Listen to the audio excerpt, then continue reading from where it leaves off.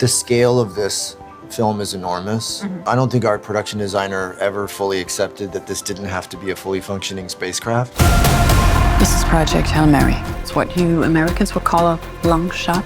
Hail Mary. I get it. It was too realistic at times. Everything was sharp, everything hurt, everything was like, was so real. And the scale of what we were trying to do was so immense that keeping alive the emotional core of the movie, which is that it's this bond between Rocky and Ryland, that was something that we had to find a way to preserve. And I think the choice to shoot with Rocky as a real practical element and not CGI, and to have puppeteers and to have a puppeteer, James Ortiz, being his voice, even though that was problematic in a lot of ways, it was the lifeblood of the heart of the movie. I loved the movie. I loved the optimism it brought to the idea. Did you cry? A little bit. Yes! Yeah. What was the one thing you read where you were like, we don't know how we're going to film this, but we're very excited to try to figure it out? I would say he has no face.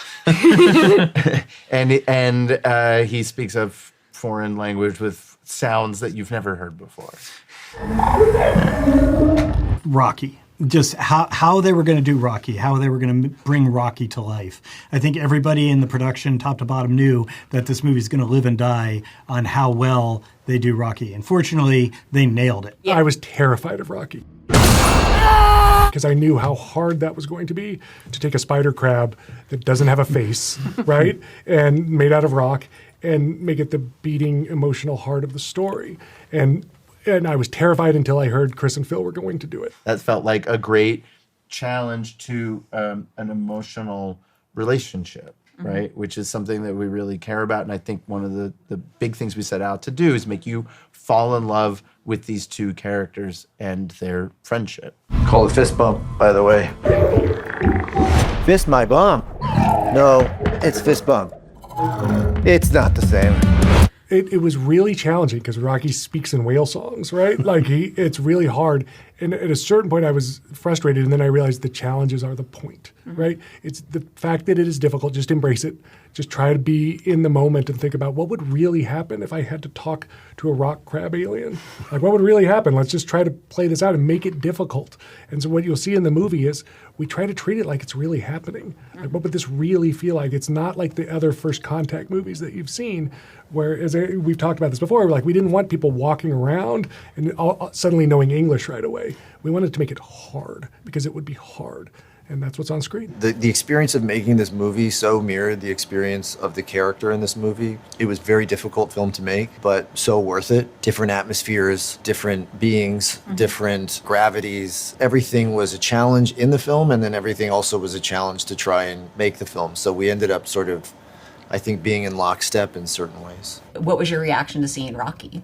I was surprised because he is described, but then to see it in flesh, in stone, was something, and it felt really familiar. He felt familiar. That's what was the most surprising thing about him, that even if we don't see like the usual things that we connect to as humans, like eyes or a certain way to speak or whatever, we really start to love him immediately, and that is thanks to the amazing work of the puppeteers and the puppet builders. That's just great. No. And of course, Mr. Ortiz, who's speaking him. Something I feel like the movie really captures is this beautiful sense of, optimism towards the idea of space exploration, even though it comes from a survival place. And I'm curious, what is it like exploring that topic in a time when space travel has gotten a little commodified? And, if you have the right amount of money, you can get on a spaceship if you want to. I'm throwing it to you. That's a tricky one. Yeah. Oh my gosh.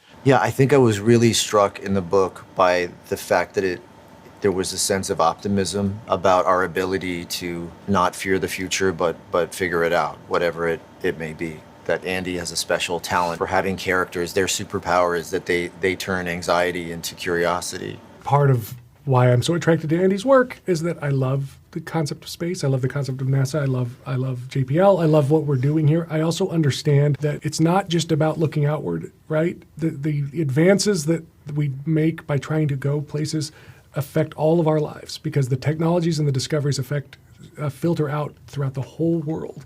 And so part of it is just showing, again, how important this stuff is and why it matters, not just to our movie, not just to any individual space mission, but to the whole rest of the planet. Like, there's not a person on this planet that has not had their lives made better by what NASA and JPL are doing.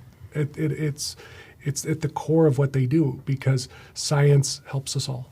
Well, I think it's nice to be making the film right now when there is such an interest in space, and you're hearing news about it. And we have James Webb, and we have Voyager, which they're tracking, Voyager 2, which they're tracking still right there, farther than any man-made object. Artemis, obviously. The universe is in a place where it's looking back at itself in this moment, and I think that's exciting, and it's exciting to make a film celebrating that, and at the same time, acknowledging how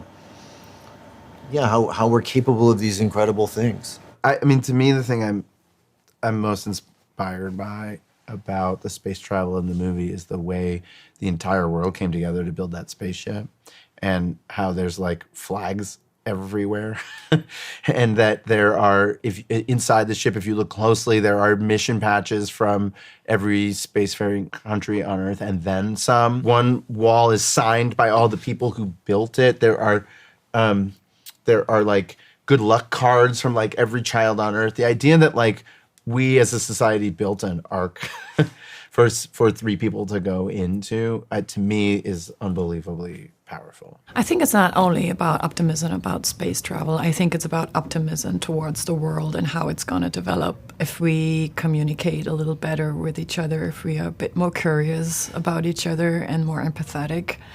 And if we dare to do things that we don't know that we can do, if we dare to learn from each other and about ourselves. There's this Beatles song that's used in a key moment. Yes. And oh my God, I didn't know it off the top of my head, so I looked it up, and I started like feeling really emotional because it was called The Two of Us. And what was it? I'm getting emotional now. Yeah, just thinking about Should it. we just cry? Yeah. Let's just cry. It's a good movie. It's a good crying movie. Yeah. But what was that a tough needle drop to get? For sure. It was actually our producing partner Aditya Sood's idea to use that song, and it was like as soon as he said it, I was like, oh, of course that's the song to use. Obviously, getting a Beatles song is a challenge, but it's more of an emotional hurdle for the studio to get over. Is time go? I think you mean go time, pal.